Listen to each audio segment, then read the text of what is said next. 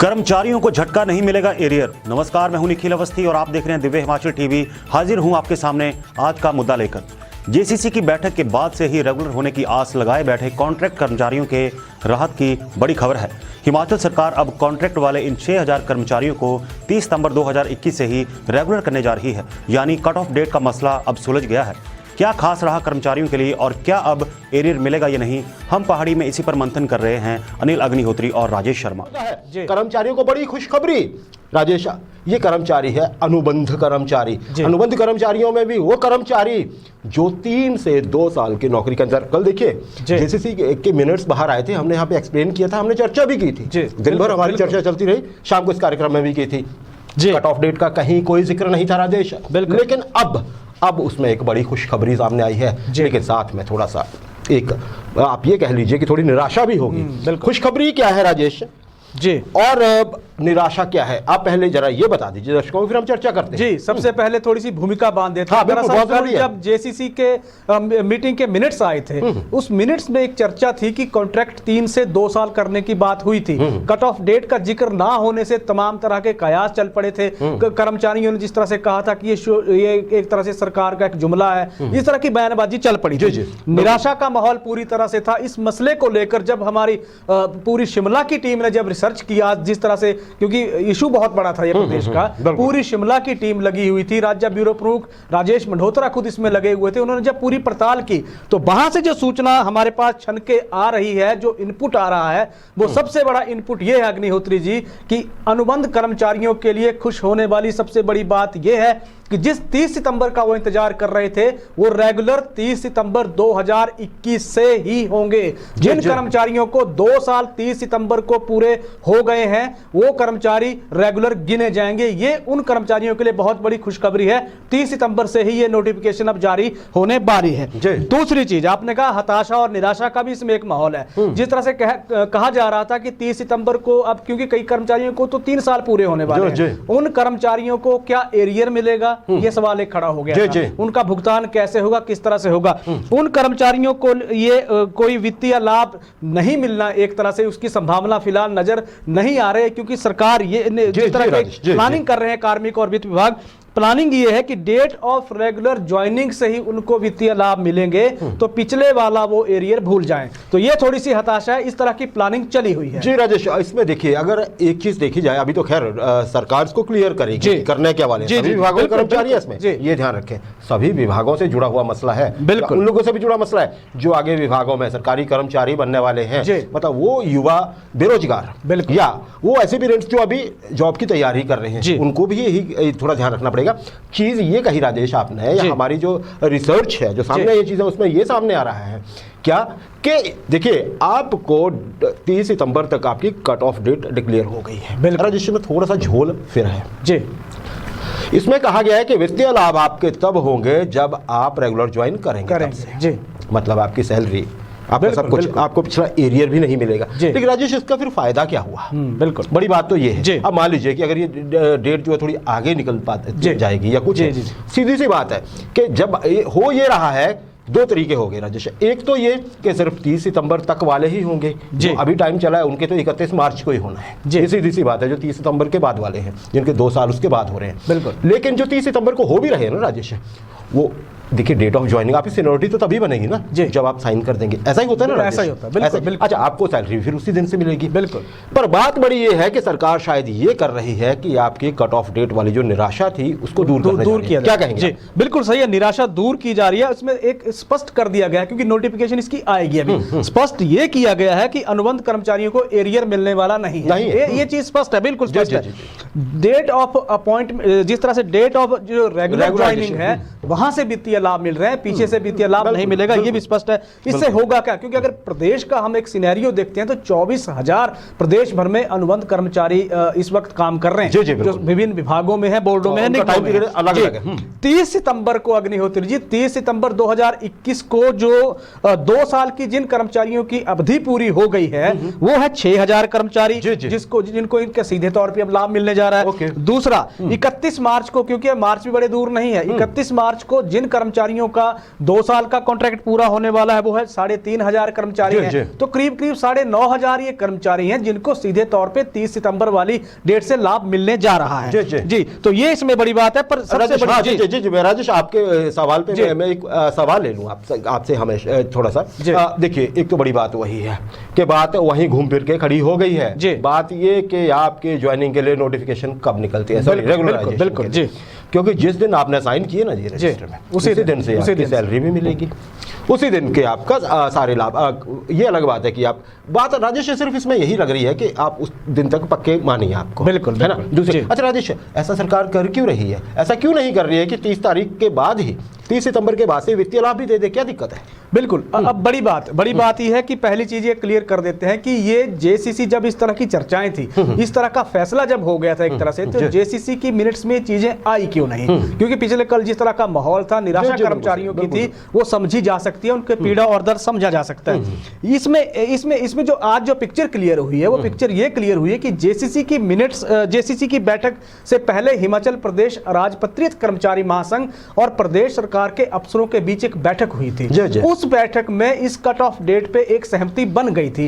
इसीलिए फिर बाद में वो मिनट्स, इस जेसीसी के मिनट्स में ये तय हुआ था कि इनको मिनट्स में नहीं रखा जाएगा, इसको वहीं से माना जाए। क्योंकि आप देखिए, जब हमारे राज्य ब्यूरो प्रमुख ने जेसीसी की मीटिंग से जब मुख्यमंत्री निकले थे, तो क्योंकि उन्होंने, मुख्यमंत्री ने भी वहां जब भाषण दिया था उसमें स्पष्ट नहीं किया था कि 30 सितंबर कट ऑफ डेट हमने रखी है। बाद में उन्होंने प्रश्न उनसे पूछा था, तब मुख्यमंत्री जयराम ठाकुर ने कहा था कि 30 सितंबर 2021 को जिन कर्मचारियों का कार्यकाल 2 महीने पूरा हो जाएगा, उनको रेगुलर कर दिया जाएगा। राजेश, अब आते हैं, मेरा सवाल पहले वही है, बिल्कुल, ये वित्तीय लाभ 30 सितंबर से ही क्यों नहीं दिए जा रहे हैं? पहली अक्टूबर से क्यों नहीं दे रहे हम? बिल्कुल, अब वित्तीय लाभ इसलिए नहीं दिए जा रहे हैं क्योंकि अगर इस तरह के लाभ देने लग पड़े अग्निहोत्री जी, तो एक कानूनी प्रक्रिया है, कानूनी बाधाओं में, अड़चनों में ये केस जा सकता है। उसी से बचने के लिए, उस प्रक्रिया से बचने के लिए सरकार ने ये नया रास्ता खोजा है कि जब कर्मचारी जिस डेट से, क्योंकि जब उनकी नोटिफिकेशन निकल जाएगी, विभागों अब जारी कर देंगे, प्रक्रिया इसकी शुरू हो गई अग्निहोत्री जी।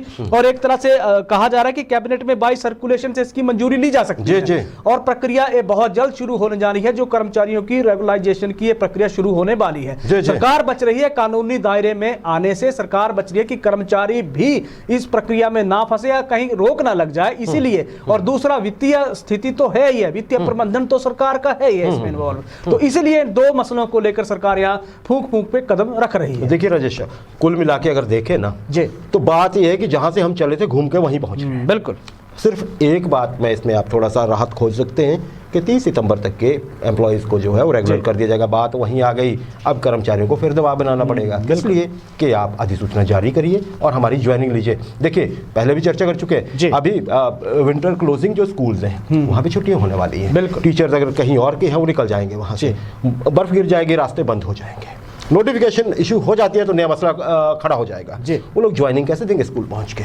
क्या करेंगे उस पर? क्या वैसा कोई बैकअप प्लान की अभी आपके पास जानकारी है? बिल्कुल, देखिए आजकल तो कम्युनिकेशन का माध्यम तो है, क्योंकि वो डिस्ट्रिक्ट लेवल पे ज्वाइनिंग दे सकते हैं अग्निहोत्री। ज्वाइनिंग को कोई बड़ा अभी उसमें कोई अभी तक, क्योंकि ये सारी चीजें क्लियर होनी है अभी इसमें, क्योंकि एक तरह से अभी अधिसूचना निकलने वाली है, आज नहीं कल नहीं तो 1-2 दिन में अधिसूचना निकलने वाली है। अधिसूचना जब निकल जाएगी तो विभाग खुद सुझाएंगे कि ऐसे ऐसे इन तरीकों से, इन माध्यमों से ज्वाइनिंग होगी, क्योंकि इसके लिए कमेटी एक बनी होती है जो सारी प्रक्रिया को देखती है, तो वहां से ये तरीका निकलेगा, वहां से इसका रास्ता निकलेगा। जी राजेश, ये बात तो हो गई अनुबंध कर्मचारियों पे, और क्या होने वाला है चर्चा हम जरूर करेंगे आगे भी, पर पहले अब और भी कर्मचारी हैं। बिल्कुल, इस पे हम ये देख लेते हैं कि डीए अभी मिला नहीं है, मिलने की बात होगी, 28% तय हो गया है, 31 चाह रहे थे कर्मचारी। बिल्कुल, अब इसमें क्यों तप रहे हैं कर्मचारी? क्या इसमें कर्मचारियों को क्या गलत क्या लग रहा है? एक तो बात है 3% तो सीधी बात है कि वो तो गलत है ही, और क्या इसमें गड़बड़ लग रही है? बिल्कुल, देखिए जो नया पे कमीशन है एक तरह से लागू हो गया है और फरवरी में उसका भुगतान होने जा रहा है। अब इस पे कमीशन में जो व्यवस्था की गई है उस व्यवस्था पे सवाल खड़े हो गए हैं। व्यवस्था ये है अग्निहोत्री जी कि अखिल भारतीय जो प्रशासनिक सेवा के अधिकारी हैं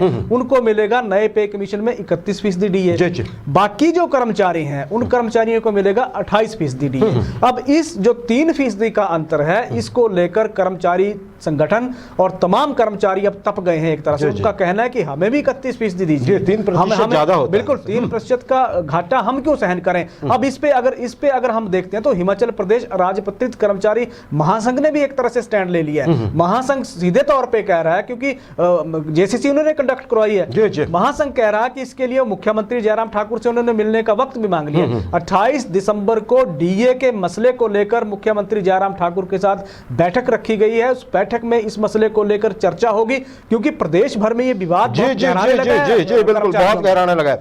राजेश, अब देखिए एक चीज तो है जो आपने बातें कही हैं कि जो कर्मचारियों की सैलरी है ना जी, ये ऐसा लग रहा है कि कैबिनेट के रहमो गरम पर निर्भर है।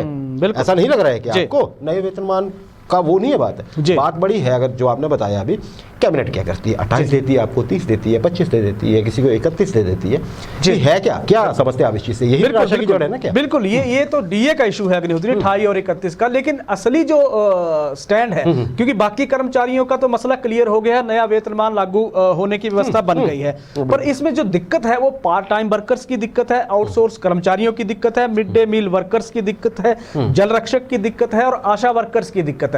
दिक्कत इनके साथ ये है कि ये मिनिमम सैलरी मांग रहे हैं 18,000 रुपए।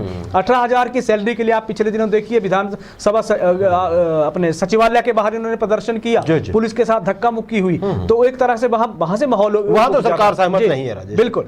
लेकिन जो ये हुआ, इसमें अब जेसीसी के मिनट्स में भी इसमें जो ये तमाम चीजें गई कि क्या 18,000 सैलरी की जाएगी। अब इसमें से जो व्यवस्था एक निकल के आई है, उसमें फैसला ये एक तरह से एक कहा गया है कि इसका फैसला बजट सत्र में किया जाएगा। सरकार देखेगी संभावना क्या है, वित्तीय प्रबंधन हमारे पास क्या है, चुनावी साल है, बजट सत्र में इस चीज को देखा जाएगा।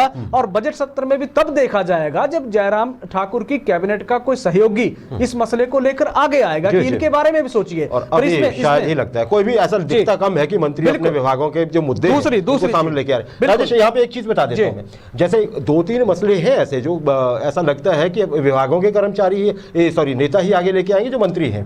जैसे आप देखिए बेरोजगार लाइब्रेरियन है, वो कह रहे हैं कि हमें आप अनुभव पे आप दीजिए, जो आपकी बैच वाइज भर्ती है, तो वो गोविंद ठाकुर जी को करना है, मसला आगे लाना पड़ेगा। पता नहीं वो लाते हैं कि पंचायत वेटरनरी सहायक वो वीरेंद्र कंवर साहब को देखना पड़ेगा मसला, अदरवाइज वो कैसे होगा एड्रेस। बिल्कुल। अच्छा, और है राजेश, जो जेई एस्पिरेंट्स हैं जो चाहते हैं कि उनको सिविल वाले बड़े दिनों से बोल रहे हैं कि हमें डायरेक्ट भर्ती दीजिए महाराज, 3 साल उनका मसला वो विभाग तो उसमें मुख्यमंत्री के पास है। बिल्कुल सही ना। अब इस ताम झाम में इतने बड़े जो ये अभी काम चला हुआ है, कभी कुछ है कभी कुछ है, सरकार के सामने अंतिम साल भी है, क्या इतना समय है मुख्यमंत्री के पास भी कि क्या वो जेईस को लेके कुछ देख पाएंगे? ऑफिसर के ऊपर आ रही है ना जो उनके ऊपर है, क्या कहेंगे? बिल्कुल सही है। देखिए इसमें 2 चीजें, अभी सरकार जो वर्कआउट जो चल रहा है वो चल रहा है आउटसोर्स कर्मचारियों की पॉलिसी के ऊपर। उसके लिए जिस तरह की व्यवस्था बनी है, सब कमेटी का गठन हुआ, कमेटी वहां बना रही, क्योंकि बजट सत्र में उनका मसला तो जाएगा ये तय है। अब इसमें आंगनबाड़ी कार्यकर्ताओं को लेकर जो है, आंगनबाड़ी कार्यकर्ताओं की सैलरी, क्योंकि सरकार ने अपना अंशदान पिछले दौरान भी आपने देखा कि हिमाचल सरकार ने अपना अंशदान बढ़ाया है। अब उसमें यह फैसला हुआ है कि वो नीतिगत फैसला है और नीतिगत फैसला लेंगे मुख्यमंत्री जयराम ठाकुर। तो सीधे तौर पर ये सारी संभावनाएं बजट सत्र तक हैं, उससे पहले कुछ होने वाला नहीं है। बजट सत्र में भी तब होगा जब कोई मंत्री इन इश्यूज को उठाएगा, अपने विभागों से संबंधित मसलों को उठाएगा। दूसरी चीज, मुख्यमंत्री जयराम ठाकुर बहुत बिजी होने वाले हैं आने वाले, क्योंकि आप देखिए हिमाचल का एक तरह से माहौल चुनाव भी है पूरी तरह से। अभी सरकार इसके बाद बजट सत्र की तैयारियों में लग जाएगी एक तरह से। राजेश बिल्कुल सही बोल रहे हैं आप, जी बिल्कुल सही बोल रहे हैं। मंत्रियों को जहां मंत्री कर सकते हैं ना वो करें। मंत्री क्या विचार क्या कर रहे हैं? आपके विभाग से संबंधित डिमांड है, बेरोजगार युवा आवाज उठा रहे हैं, आपका उनके प्रति दायित्व है, आपको उनसे वोट भी लेने। मंत्री क्यों नहीं मांग उठा रहे हैं? मंत्रिमंडल की बैठक में मंत्री क्यों नहीं रखते हैं कि जी मेरे विभाग का ये बड़ा मसला, इसको आप हल करिए? और जहां पे जो विभाग मंत्री मुख्यमंत्री जी के पास है, जैसे हमने कहा पीडब्ल्यूडी में जेई की भर्ती की बात हो रही है, सिविल इंजीनियर्स की, बिल्कुल आईपीएच में बात, आईपीएच में हो रही है, कहीं मैकेनिकल इंजीनियर्स की भी ऐसी बात आ रही है। तो उनके मसले सेक्रेटरीज हैं, बड़े अफसर हैं, वो सामने रखेंगे ना। बिल्कुल। क्या मंत्रिमंडल की बैठक में आप कुछ भी मतलब उसमें तो फिर हम कई दिनों से देख रहे हैं, हम क्या देख रहे हैं, दर्शक देख रहे हैं और लोग देख रहे हैं, वो बोल रहे हैं कि जी आप कुछ एजेंडास लेके आते हैं, उन पे होता नहीं है कुछ, और आप डोमेन में किसी के भी डाल देते हैं कि नीतिगत फैसले हुए, ये हुए। निराशा बढ़ रही है कि नहीं बढ़ रही है? बिल्कुल बढ़ रही है। युवा वर्ग जिस तरह से आप हिमाचल का माहौल देखिए, युवाओं में सबसे बड़ा निराशा किस चीज को लेकर है? नौकरियों को लेकर। अगर आप देखिए सिविल इंजीनियर की 3 साल से भर्तियां निकल रही है, बहुत बड़ा सवाल है। आयुर्वेदिक फार्मासिस्टों की बैच वाइज भर्ती में बहुत बड़ा पेंच फंसा हुआ है, उसमें मसला क्लियर नहीं हो पा रहा है। एक तरह से कहा कि क्लियर हो गया, लेकिन अभी तक भर्ती किसी की हुई नहीं है। लाइब्रेरियन का इशू आपने उठाया, बहुत बड़ा मसला है। वो बैच वाइज मांग रहे हैं। 1997 से ये मसला लटका हुआ है, बैच वाइज उनका कुछ भी नहीं हो रहा है। बिल्कुल, शिक्षा मंत्री को ये देखना पड़ेगा, शिक्षा विभाग को देखना पड़ेगा। तमाम तरह की चीजें मंत्रियों को आगे आके ये एड्रेस करने होंगे अपने विभागों के, जिस तरह की समस्याएं जुड़ी हैं। क्योंकि अब तो रैंकिंग होने लग पड़ेगी मंत्रियों की थोड़ी देर में, कौन मंत्री अपने विभाग में कितना प्रभावशाली रहा है, थोड़े दिनों की बात है। जी।